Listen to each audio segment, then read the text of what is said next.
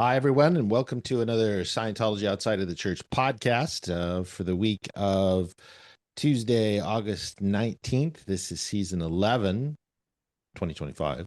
Season 11, episode 23. I'm here with Quentin Stroud. Arthur has the night off, and we are going to do a topic of personal policy, your first line of defense. Quentin has talked about Yes. personal policy on several occasions in past podcasts. And given everything that is going on across the dynamics, we are going to address personal policy. And how are you, Quentin? Yeah, I'm doing fantastic. This is one of big my big points of I call my Qisms. One of my big Qisms that I like put out. I'm like, listen, we got to have some real personal policies in place. Mm-hmm. So I'd like to start off with what the word policy means. Quentin and I had a discussion prior to starting the podcast about the word policy and its derivations and everything. So I want to go over this first, and we're going to go to another word as well, which leads us to what this topic is going to be. So the word policy, just like LRH has policies in Scientology for a reason and all of this stuff, independent Scientology, is the word policy originates from the French word police, which itself comes from late Latin politia, meaning citizenship, political organization, or government. This Latin term, in turn, is derived from the Greek word politeia. Is that right? Yeah, politia, excuse me, which signifies citizenship, the state administration, or government. Ultimately, the Greek root polis, meaning city or state, is the foundation of the word. So it's got a really long history. Essentially, the concept of policy has evolved from the idea of how a city or state is governed to encompass the broader notion of guidelines and principles that direct actions and decisions in various contexts. Now, if we dig a little deeper on policy and we look at the etymology, again, from what we've just been doing, where it came from, the late 14th century, it came from policy, policie, study or practice of government, good government, from Old French, like we said, policie, 14th century, political organization, civil administration, from late Latin, politia, the state, civil administration, from Greek, so on and so forth. And then from early 15th century, as, quote, an organized state, organizer, established system of government administration of a state. But this sense has gone with polity, which I'd never looked up before. And Quentin went, oh, yeah. And Mhm. where is it used in modern day? Where did you learn that word before we continue on with what leads us to what we're going to talk about? Yeah, so for in my lived experience, growing up and being a part of different organizations and stuff like that, particularly church organizations, religious organizations, when you have bylaws of a religious organization or spiritual organization, a part of the bylaws is your church polity. And by hearing the definition of what polity is, you'll really understand why this lines up with looking at from a church or a spiritual perspective. Church polity. And what's the definition of polity? Also, the derivation of it, which is the Mhm. definition in this sense, also from early 15th century, as object or course of conduct, object or course of conduct, or the principles to be observed in conduct, and thus prudence or wisdom in action, generally but especially. Uh, and then it circles back to governmental stuff. The system of measures or the line of conduct which a ruler, minister, government, or party adopts is best for the interests of the country in the domestic or foreign affairs.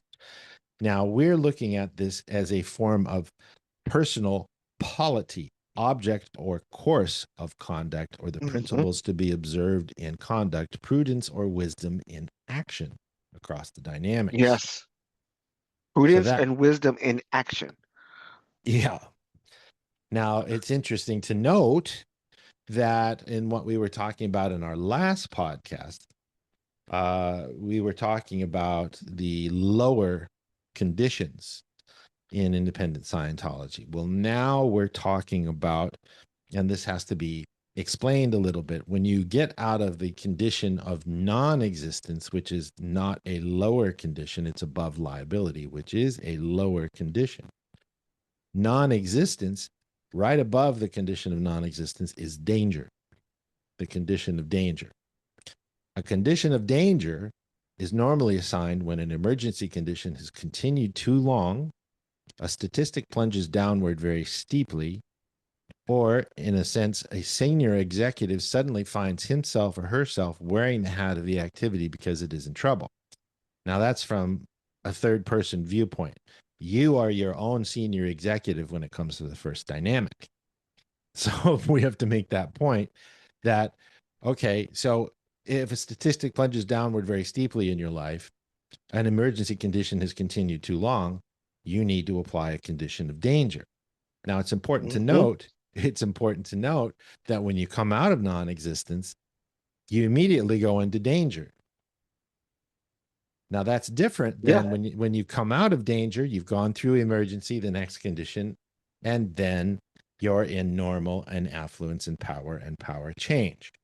So why is danger above non-existence? Because you don't know what you're supposed to do yet. Yeah, think about a baby. When a baby is born and we'll say springs into existence as it relates to rocking with a body.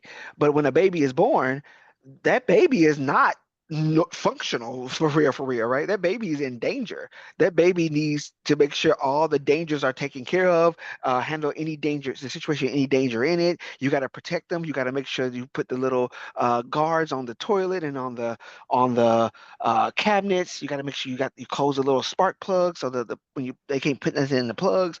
That baby's in danger. And so, if you understand how life works, how this universe works, and you understand it from the perspective of these conditions that these conditions of existence, what ends up happening is you start to see these ethics conditions. You start to see like when I get out of non-existence and I know, okay, this is who who I am, this is what I'm here to deliver, this is what I'm here to do, but you still don't know certain things. You don't know how to do certain things. You don't know how to move yet, right? And so in the condition of danger is the word policy. And it really, in the formula, it really is important for you to understand why personal policy is your first line of defense. It's the first thing you gotta start to get to at some point as you start to move through life. And a Mm-hmm. baby has to do it, you gotta do it, a new business has to do it, a new relationship has to do it at some points. All of this is really important. Right. And so when you're coming out of non-existence and you move into danger, it's not just in life in general, but like Quentin was saying, it can be any particular thing because you have to bypass your habits or normal routines. So a baby, for example, might stick their finger in a light socket. The father might go, "Hey, the baby stuck their finger near the light socket or tried to put a pencil in there or something metallic or whatever, which would electrocute the baby, either fatally or less than fatally, depending on the situation." So the father is going to bypass habits and normal routines and, like you said, put covers over the electrical plugs so that this doesn't happen.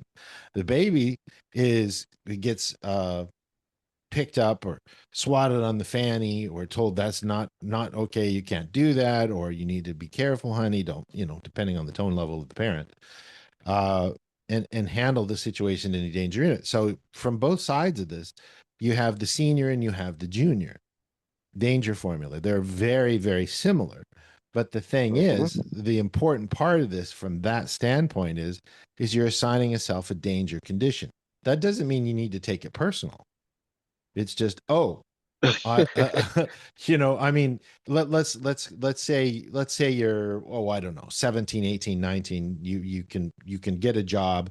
You have a social security number, and somebody says, well, you need to have a CV. What's a CV? Well, you need to find out what a CV is first, and then you need to know how to make one, or tell ChatGPT or some service to make you a CV, or get on a word processor and put one together yourself, and then you find out in some way how not to do a CV so that Mm. you can actually get a job. Because if you say certain things, or you don't add certain things to it, or you don't give enough information in the proper way that looks professional and all of this, you don't get the job. So part of danger formula, because you're out of non-existence, I need to make money, I need to survive, I have to get a CV, I need to turn this in, da, da, da, da, da.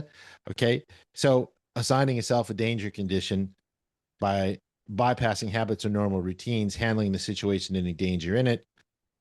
Again, assign a self a danger condition. Get in your own personal ethics by finding out what you're doing that is out ethics.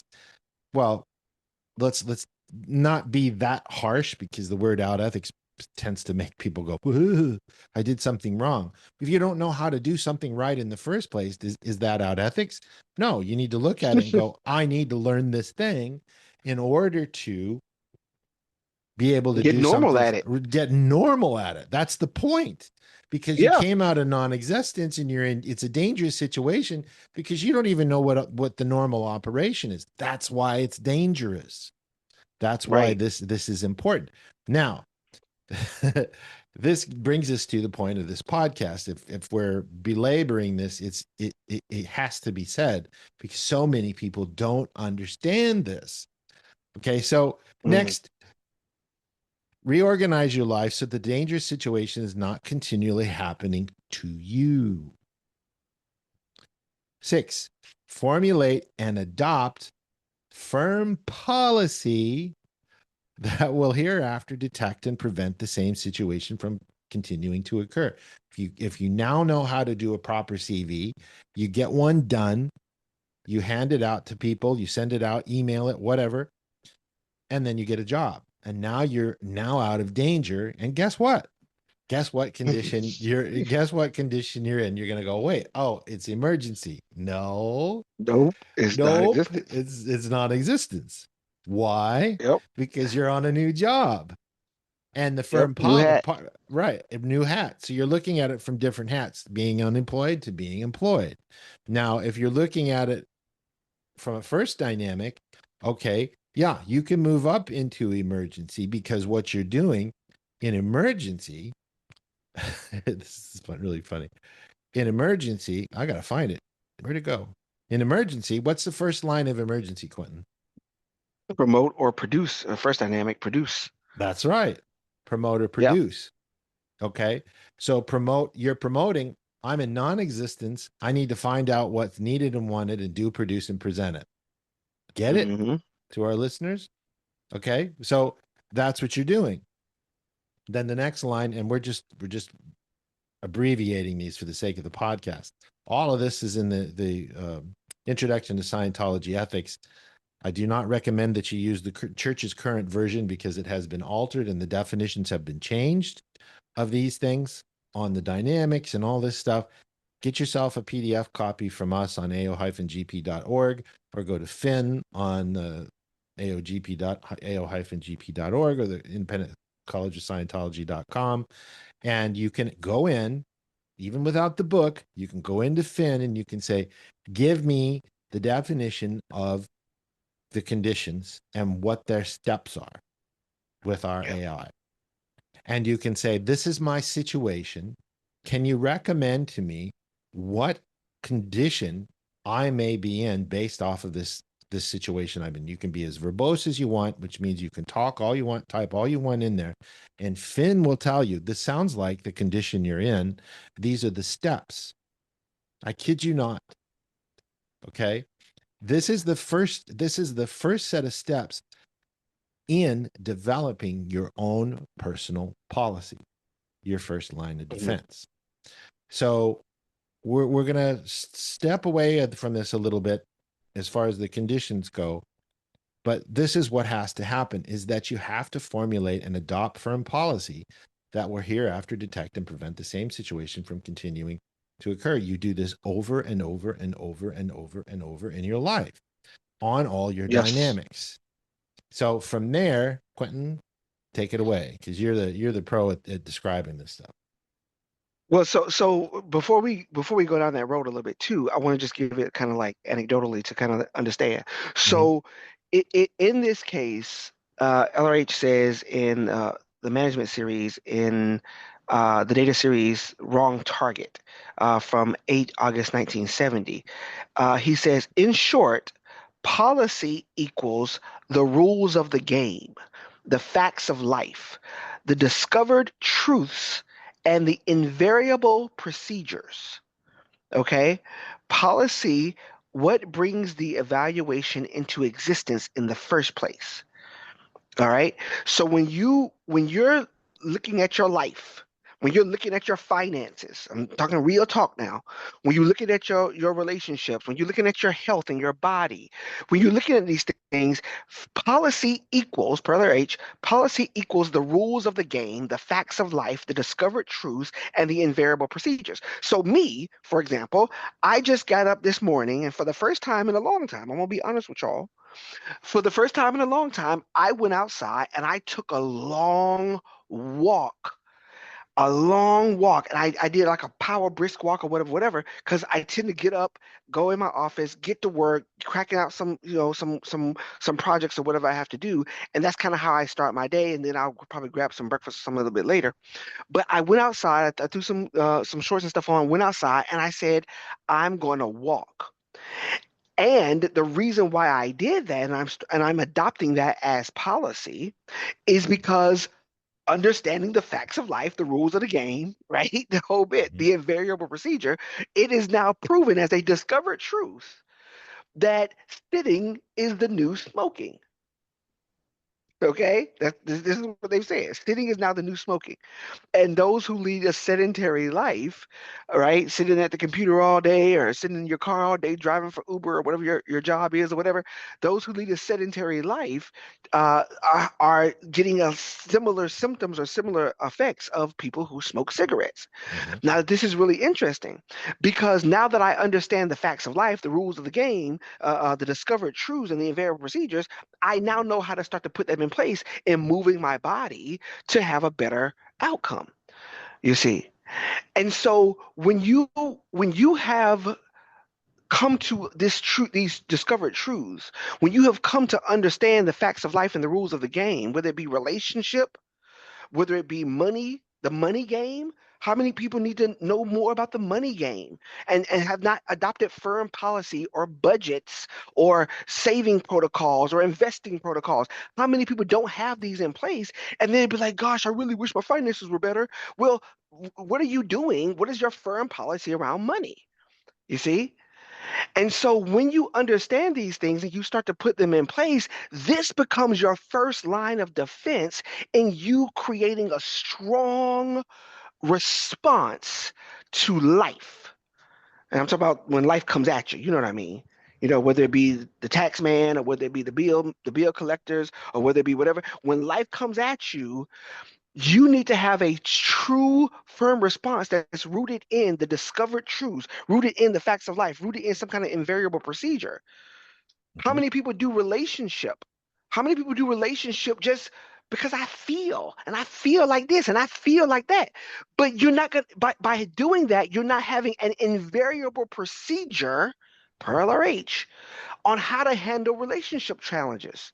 Mm-hmm. Yeah, This is and that so important. yeah, and that's it, and it comes from the simple question that people I don't know how to use the word without using it. What do I do? What do I do in this situation?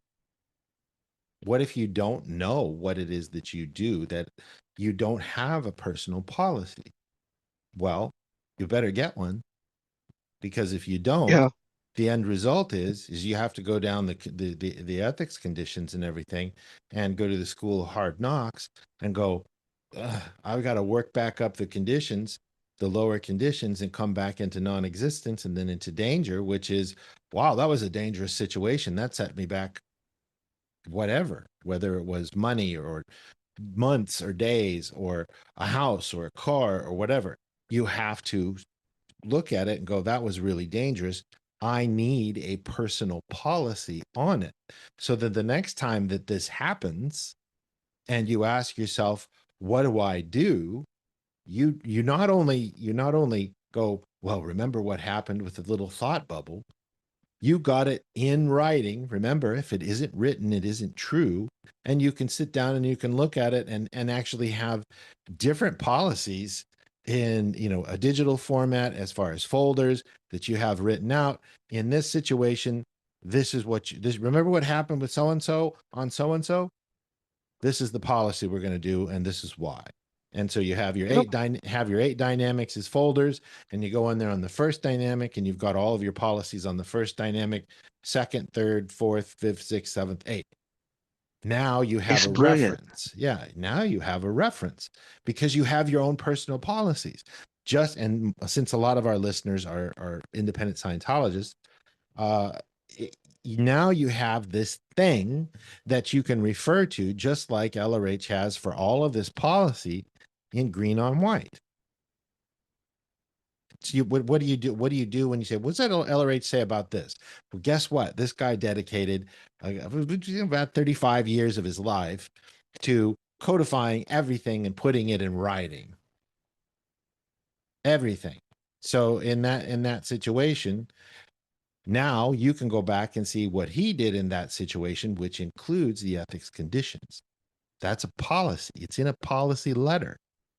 You get what I'm saying? Hmm. So now you're going back and referring to his policy on what you do when you get in the soup, and you apply that policy to create your own policies in your own life that end up being personal policy, your first line of defense. Yes. And when we do this, when you do this and you're doing it from a place, because in this same policy letter on wrong targets, he talks about evaluation and evaluating what's there in front of you, the situation. He was talking about the situation, and he gives some examples of different situations. But when you're looking at these situations and you're evaluating them, you're going to be evaluating them based on what you desire your ideal scene to be. And under ideal scene, he said ideal scene is the state of affairs, in parentheses, the state of affairs envisioned by policy or the improvement of even that. And so when you're talking about the ideal scene, when you're looking at your ideal scene or what you want your ideal scene to be, you're looking at the state of affairs envisioned by policy. So the way you live, and I say this all the time, and this is one of my Qisms, the higher your standards, the better your life. Hmm? The higher your standards, the better your life. And I say that in a sense of when you know what you want and you know what your worth is, go back, listen to that podcast about, who am I really, and what is my worth? And we talked about all these things. Go back and listen to this stuff because we're building on something here. We're Mm-hmm. building on something here because when you're trying to go up the bridge and you're trying to go towards freedom, you're trying to go to a place where you are operating as you, not these valences and these masks and different things that one wears in order to try to function and live in life because of, stuff that happened to them or whatever. And so you're trying to live as you. Well, who are you?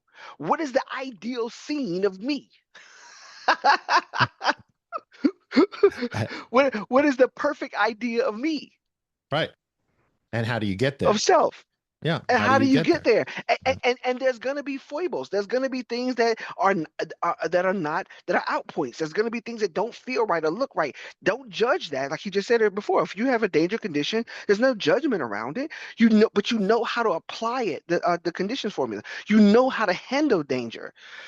When it comes to finances, oh, I'm so poor, I don't have any money, whatever. Don't judge it. Don't woe is me it. You look at it, you evaluate the scene, you say, but my ideal scene is this. This is who I know I can be. This is who I know myself to be based on my own self-determinism. So let me go ahead and put that in. And okay, but that's an out point. But this is the out point. Okay, got to get this taken care of. Got to get a bank account. Got to get this right. Got to get a set up budget. Got to do these things. And you start to move closer and closer toward the ideal scene. And he says the ideal scene is the envisioned affairs Well, I'm sorry, let me give it to you again. The state of affairs envisioned by policy or the improvement thereof. So you can even go better than what you envisioned. Like, oh, I never expected to be a billionaire. I know, I just thought I was trying to, put some money in the bank, Right. But I think this is really good. Yeah. So that does, just because you have a personal policy doesn't mean that you've covered all the bases, because as you expand and grow on your dynamics, you're going to run into things that you don't have policy for, that you might already have a policy for, because you haven't encountered that. It, because as you live life in the physical universe as a thetan controlling a body, as you expand your havingness, as you expand your doingness, as you expand your beingness, you're going to have to develop more and more policies. That's why you see LRH issuing more policies. That's why you're seeing revising policies, because, well, we found out that 1954, he's talking about on the Phoenix lectures, we're not a religion. Scientology isn't a religion. And then into the 60s, he says, well, Scientology is an applied religious philosophy, and it is now a church, one right after the other, within a couple of short years, because the policy was, if we don't do this, we don't have tax exemptions, and that also affects our parishioners, and it also affects how governments deal with us, and so on and so forth. So the policies had to be evolved, or new policies had to be developed, so that the organization could thrive and survive better as it got bigger. Same thing applies to you and your eight dynamics, as well as your first dynamic, because that's where the policies start, is on the first dynamic, and then you start making policies on the second dynamic, the third dynamic, that type of thing. So what is your personal policy? So Quentin, can you give them some other examples of what personal policies may be? Yeah, so and again, you have to come up with your own. And I think Art is not here, but he and I talked a while about like writing up, like really writing up what some of your personal policies are. I mean, you can have them about pretty much anything. Um, in my relationship, we work with this thing called 5S. 5S, which is set, sort, sanitize, set, sort, standardize, sanitize, and I forgot the fifth S. It's five of them, but the five S's. And so when you're dealing with something in your home or in your space, you got to set it, you got to sort it, you got to standardize how you handle it, you got to sanitize to clean up and shine. I think shine was the fifth one, to make it look nice and presentable. And so like you figure out this whole thing, and you could do that with your grooming, right? You can have these policies when it comes to grooming.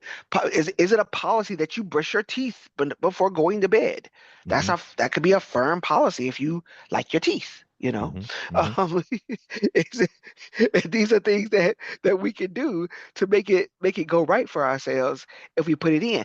And what I love about being independent Scientologists in that it's not a there's no ethics board or ethics officer coming to knock on your door or shoot you a crass email when you're out policy.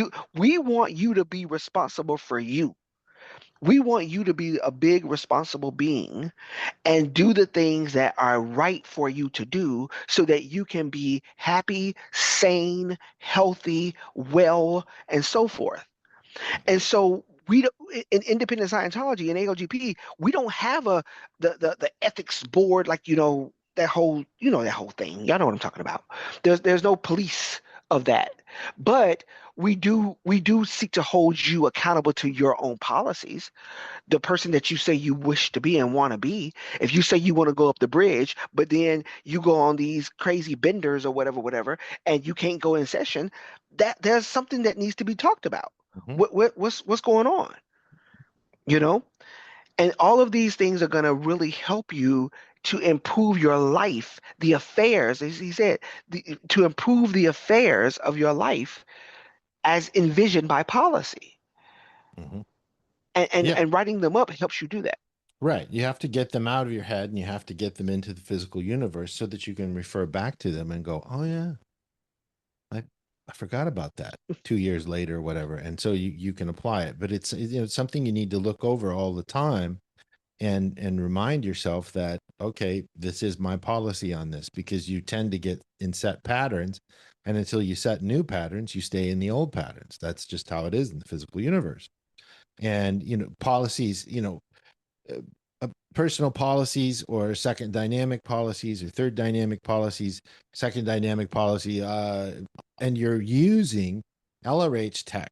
You're using both auditing technology and administrative technology to do all of this Hmm. stuff. So the path has been trailblazed already, and you have these great viewpoints to operate off of to set your own personal policies already. So you're gonna start a relationship with somebody that's below 3.0 on the tone scale. That'd be a good personal policy to have. Ooh. I don't date somebody who's at 2.0 socially. Yeah. That's a personal policy on the second dynamic. Why? Refer back to the Science of Survival book and look what it says about 2.0. Yep. And we've talked about this in other podcasts. Two types of tone level. You've got your social and you've got your chronic. Chances are you're not going to see the chronic for a long time, because Hmm. that social veneer is spread on like a thick peanut butter on toast in the morning. So you need to have personal policies. That's what Scientology, Dianetics is it's a foundation of it. And you have all of this work that's already been done for you, but you're not aware of it. How do you get aware of it? Well, we've talked about this in almost every podcast we've done. Get some training, get some auditing, learn this stuff, because if it's the definition of Scientology is knowing how to know. How do you know how to know if you're not aware of it? You don't know it. Go ask Finn on our websites. Send us an email. Comment on a podcast. What do I do in this situation? Chances are, whatever's going on in your life, there's some policy, some tech. And when I say chances, I mean there's a 99.9% chance LRH has already covered it, and you can use that as your stable information to then set your own personal policy, Yeah. and then get it in And writing. understand it contextually too. Like understand like how does this apply to me? And obviously, when reading LRH and looking at the policy letters and stuff like that, like it's important that you understand like how does this work for you, right? How do I apply this in? Because it might use some things that came back from that in that context as it was at that time, but you can apply it contextually and make it work for you. Yeah, and you can go to Finn, our AI again, and you can do that. You can do that. That's the incredible thing about this technology, is you can go in there and you can put it in there and say, okay, this is what's going on. What references apply to this situation? You have a database there that actually responds. You don't have to go to the library and research it. I mean, think about that. How fantastic is that in developing your own personal policy, where you can ask the library, and instead of you having to go look for it, the librarian says, these are the references, this is what it means. Boom, there it is. Now you can form your own personal policy, as long as you understand what it's talking about. And if it doesn't, grab a dictionary, clear up those words, and then go, okay, now I get it. Now I can adopt my own personal policy on whatever dynamic, whether it's brushing your teeth once or twice a day, taking a shower every day, all of this stuff. And I know this seems like rudimentary stuff, but I mean, it's the basics. That's why LRH wrote The Way to Happiness, because Hmm. the society was going so far down the chute that etiquette and ethics and responsibility on these very, very basic things, cherish, and I don't remember what it is verbatim, but cherish and respect your elders. Take care of your parents. Take care of your body. These are personal policies in The Way to Happiness. Yeah. And unfortunately, I know people on 0 degree of separation. I can't, at this very moment, get them to do those things, Hmm. because they will not adopt a personal policy. Why is that? because of the tone level, because of their own blindness to their own overts, withholds, all of this stuff. So And, go ahead. well, and I was going to say, yeah, and when we look at um, policies, and when we are creating policy, obviously, we want to walk into it with a level of logic, right? Mm-hmm. And with logic, it says logic, LRH says in the data series 2, 11 May 1970, logic means the subject of reasoning. Okay, and understanding this, which is one of my favorite policy letters by him, understanding that logic is going to be supported, right, Mm-hmm. by education. Logic is supported by knowledge. He says here, I'm scrolling down. Um, where is it? Oh, here it is. Reason depends on data. When data is faulty, the answer will be wrong and looked upon as unreasonable. So when you're looking at your life, when you're looking at your finances, when you're looking at your health, when you're looking at your relationships, when you're looking at these things, your your logic is going to be based on the data that you have received. If the data is wrong, then your outcome is going to be wrong. Right, If which the is data is faulty, then your outcome is going to be faulty or right, which is unreasonable. we talked about that in a couple podcasts ago, as far as false data goes and fixed ideas. Fixed ideas come from no or false data, or false data can also be engrams and postulates that a person has decided that I can never do this, I can't do that, I can't do this, I can do that. And then so you've got wrong data. Just to add that, but continue. No, and I think that it's also important because he says here that by establishing the ways in which things become illogical, one can then establish what is logic. And so he talks about how does something in our lives, and think about what we're talking about in terms of training and in terms of auditing. How does something in our lives become illogical? He gives 5 primary ways. Number one, omitting a fact. Number two, change sequence of events. Number three, drop out time. Number four is add a falsehood. And number five is alter importance. Think about this, guys. The way something becomes illogical, a situation becomes illogical in your life, is these 5 factors, these 5 primary ways. This is exactly what pain and unconsciousness, trauma, whatever word you want to use, this is exactly what happens. Omit a fact, change sequence of events. Like, oh, well, I think it happened like this, but no, it really happened like this. But no, I think that happened first. I can't remember. I can't remember, right? Mm-hmm. Okay, drop out time. When did that happen? I don't know. It was when I was young. I remember that I was young. Well, okay, well, tell me when. I can't even remember back that far, Mm-hmm. right? Mm-hmm. Drop out time. Number four, add a falsehood. So somewhere in that incident, somewhere in that pain or unconsciousness, somewhere in that reactive mind is a falsehood. He can't breathe. I can't breathe. I can't see. I don't know what's going on. I don't understand. This is crazy. Whatever it is, right? These falsehoods that's there. And the last thing is alter importance.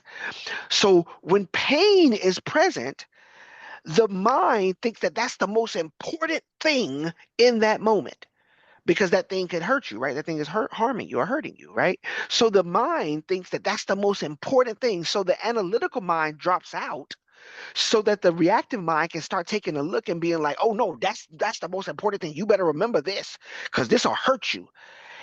This is how a situation becomes illogical. Mm-hmm. These are the 5 primary ways. And this is exactly what happens when we're in pain and unconsciousness. And this is so important. So when you think about your life, when you think about the way you do things, and we talked about valences and stuff like that last podcast. When you think about the way you do things, are you really being logical? right? Are you really seeing this thing for what it really is? Or are there any omitted facts? Is there a change of sequence of events? Is there a dropout of time? Are there any falsehoods or any altered importance? If some of that stuff is present, there can be or might be a illogical scenario developing here, and therefore you're going to have this stuff show up in your life over and over and over again. This is why auditing works, because auditing gets you to get the truth, time, place, form, and event. Auditing gets you to get it right so that you then know who you are and how you got to this place. What have I gone through? What have I been through? What's happened to me? And you can start to move through it in a more logical fashion, move through life in a more logical fashion. Right. And those what you do, the ones you delineated, those are the primary outpoints in the data series. And that's how you do an evaluation, is by looking to find where the outpoints on something are. And once you do find those things, then you can write a proper program to achieve or return back to the ideal scene. That is what the grade chart, auditing and training, is trying to get you to do, is get you back to your ideal scene, your native state. And I'll go back to the last podcast, who you really are. And how do you get back to who you really are? Well, you have to uncover these wacky policies that you've decided through auditing and training, and then write new ones across your 8 dynamics. That's how you have your first line of defense, is you've made decisions, you made policies that don't work, and they kept not working, and they kept getting worse and worse and worse. And you want to look at them for what they truly are, so that you can go, okay, I need to throw that policy away. I need to adopt a new one, formulate and adopt firm policy that will hereafter detect and prevent the same situation from continuing to occur. On a long time scale, this is what we didn't do and how we ended up here. Let that sink in for a second. This is what we didn't do and how we ended up here on this beautiful big blue and Mhm. green marble with insanity prevailing. And right now we're trying to get out of it through the use of independent Scientology and Dianetics. And we're here on this podcast, and we're introducing it to you now, that on a very long timeline, auditing and training are you adopting a firm policy that will hereafter and detect and prevent the same situation from continuing to occur. Mhm. 30 seconds of silence to let that one set in. I mean, that's Yeah. it's almost that important. That's why your personal policies are what have to dictate what it is you will stand for and what you will not, for yourself, Right. on the second dynamic, the third dynamic, all of your dynamics. I refuse. I just did this morning. I was sitting here at the Airbnb, and I was having a cigar, enjoying the early afternoon 65-degree sun here in South Africa. And I looked over in the pool, and there was a bee in the pool. And I will not stand for that. And I know maybe that sounds like, well, that's just ridiculous. But that's my personal policy when it comes to wildlife. If I can help that bee that can't help itself, yesterday it was a spider, I'll go over and go out of my way to try and save that spider or a bee in the pool from enduring such a painful fate as drowning when there's no one around. That's how nature is. And I understand that. And it's my personal Mm. policy. If I see it, I know about it, I'm responsible, I'm going to take some control of it. That's KRC. And I go and I save Yeah. that if they're not already dead and drowning. In the case of yesterday and today, I got there in time, and I just get them out of the pool and I put them in the sun to dry off. The spider had crawled away within a few minutes. Once it had dried off in the warm late winter sun, the bee was gone within a minute and a half and dried its wings off and went about its merry way to continue on collecting pollen and going back to the hive. We have hives here in this neighborhood. That's a personal policy. and it's something I that love you it. you feel strongly about, and you'll this is how it has to be, and that's on your first dynamic or any other dynamic, whether it's the physical universe or animals or plant life or trees. For whatever reason, they're cutting down all kinds of trees around here to make way for progress, and they have these old beautiful 150 year old trees, and they're cutting them down, and I almost want to stop and say, if I could do something about it, I would, but the trees were already cut down when I drive by them, because Mm. it's a personal policy of mine. That shouldn't happen. These things need to stay there, and and the argument is, well, we need to make way for progress. The road needs to be widened because there are more people that need to get to work, who need to feed their kids and earn food and none of the money. See, so I wanted to give you an example of something that I feel strongly about that isn't my first dynamic. And that's the important thing, is it's what do these dynamics give you that you need to look at when you're formulating personal policy. It isn't just I, me, mine. It's about what does the world around you need that you need to make a personal policy about. Another personal policy is of mine on the third dynamic, and the fourth dynamic is I'm not going to sit idly by and watch Scientology vanish. I refuse to do that. So good. I'm going to do something about it. So what did I Mm. do? I started my own organization. What did Quentin do? He joined the podcast, decided to get up the bridge, realized he had allies that had the same similar purpose. Same with Arthur. And we're doing Hmm. something about it. We're doing this podcast. It's a personal policy of mine. I want to get out 3 podcasts a week to inspire people and to get them to look at this stuff and apply this information and do something for their lives. It allows them to get up the bridge and return to their own native state, thus formulating and adopting firm policy that will hereafter detect and prevent the same situation from continuing to occur on their whole track into the future. That is an example Yes. of personal policy. How about that? Yes. Yes, yes, yes. That is exactly right. And I love how you said on their whole track, that you understand that what you think is a out point at this point in your life or whatever, it might not be something that just you just happen into, right? It might be something that's on the whole track that was out policy, that was not ideal, right? Mhm. That wasn't the ideal scene for that situation. And this thing carried on and carried on and carried on, and now you're here having to deal with this stuff. And it's like, well, why do I feel this way? Why do I act this way? Why is my body like this, or whatever the case may be? All of these things can be looked at and spotted, and you can do something about them to the degree that you can, and you start to make these changes in your life.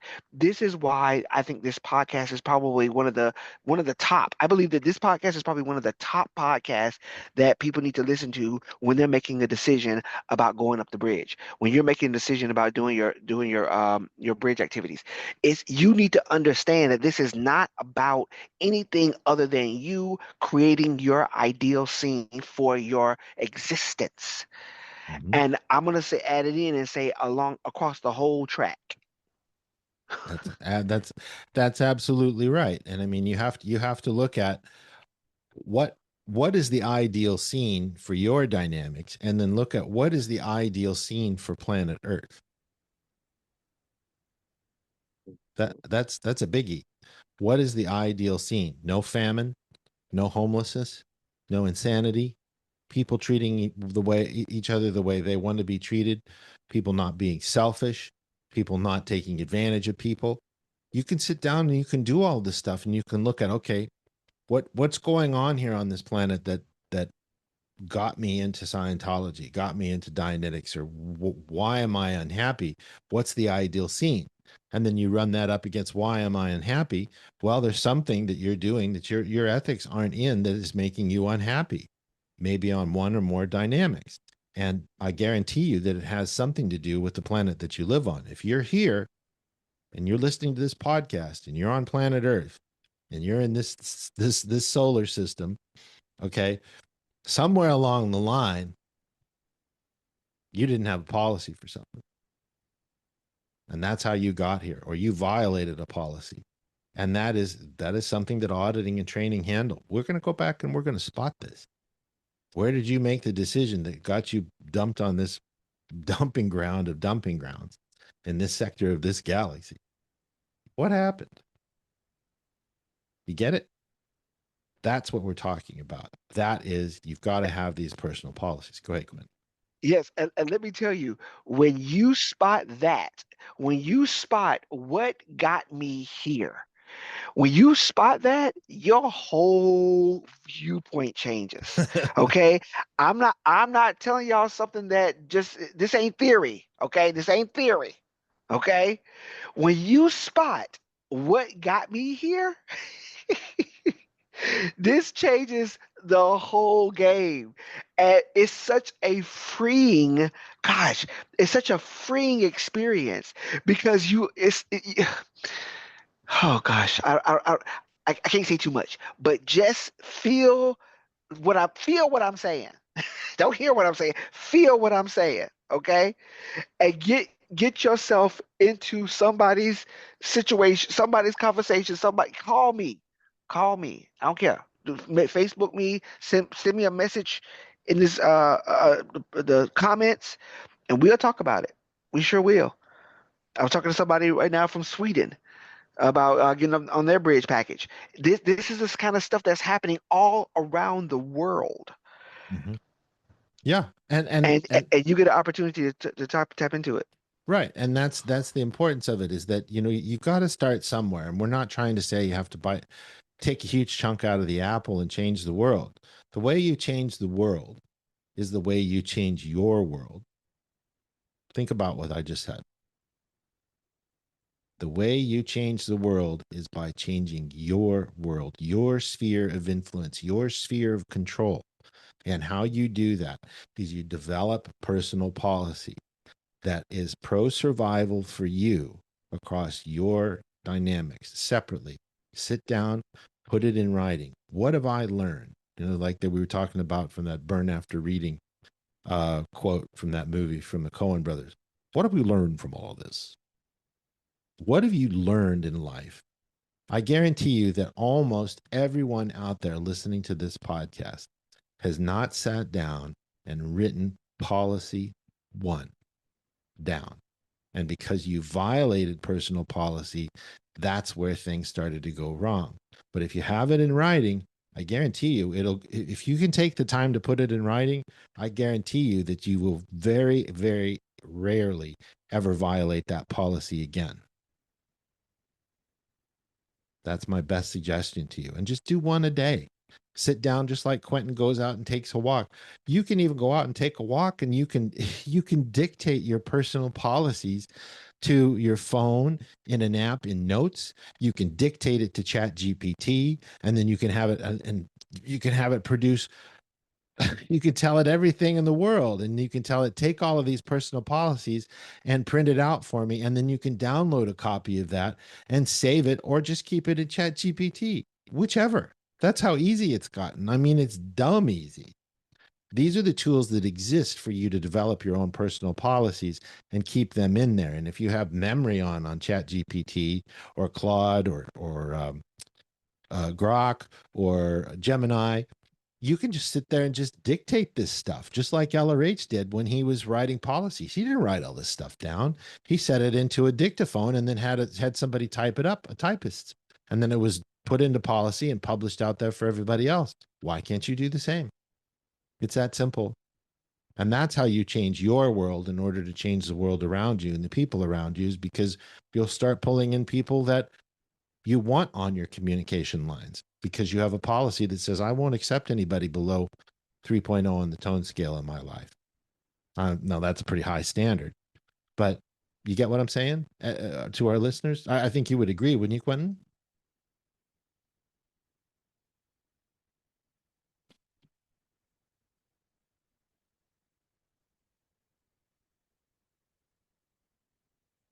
So, in closing, I hope this has helped everyone, and we'll be back in a Oh, couple can of you hear me? days. Yeah, I can hear you. Hello, testing, testing.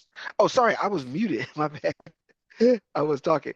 I was saying, yes, I totally agree with what you're saying. And the higher your standards, the better your life. Again, I say. And when I say this, I'm saying it from a position of you get to start to allocate your energy, your mental energy, your attention units, your resources towards that better experience. And whether it's travel, whether it's like you said, certain people that you have as relationships or friendships or whatever, you want people that are uptone and effective in their life and upstat, that are doing something, so that way when something, what they say, a friend in need is a friend indeed, That's right. right? A friend in need is a friend indeed. And so when you are able to get help from someone, when you're able to, somebody can show up for you, man, I got you. I understand it's hard right now. I understand you're going through something. I got you, bro. When you can get that, that feels so good, you see? And you have those high standards set so that you can have that every single time. Right. Now, it's important to note that if you look at the Scientology Code of Honor, that's a great jumping off point for you creating your own personal policy, and will give you ideas on the first dynamic on what type of personal policies you should have. You should use those, but you should have your own jumping off points where you develop it from there. And you can go into Fin and do it, which I would recommend, as opposed to just jumping on Chat GPT, which would be a close second. But Fin stays within the confines of independent Scientology and stays in that box without adding anything else. And you're using that, the Scientology Dianetics, independent Scientology and Dianetics data, in order to figure out what, basically like what Quentin was just talking about, is, you don't give up your allegiance once granted to somebody. You're there for them. You got their back. And how you go about that. So you can use each one of those lines in the code of honor, and you can ask Finn to tell you what they are and say, okay, let's start with step one. And then here's my personal policy on this based off of my own life, and just dictate it to Chat GPT. I wouldn't recommend Finn, but you can at least get started to find the code of honor there. So in For closing, sure. go ahead, Quentin. I just said for sure. Yeah. Yeah. So it's a lot easier than it used to be to get this stuff done. It doesn't take a lot of time, especially with modern digital technology. If you have any questions, you can contact Quentin on Facebook. You can get a hold of me on Facebook. You can send something through on Finn. Either one of us will get a hold of you, and we'll help you out and get you going on this to adopt your own personal policy, so that you can get up the bridge, you can be happy, and you can do have the way you've always wanted to do, and recover your own native state as an OT in business, as being as OT as you are meant to be. So for Quentin Stroud and myself, we hope you've enjoyed this podcast, and it's been more than illuminating. A lot of information to metabolize on this, so it might take a second listen. We'll see you in a day or two for another podcast. Namaste, and we love you. Bye bye. Peace.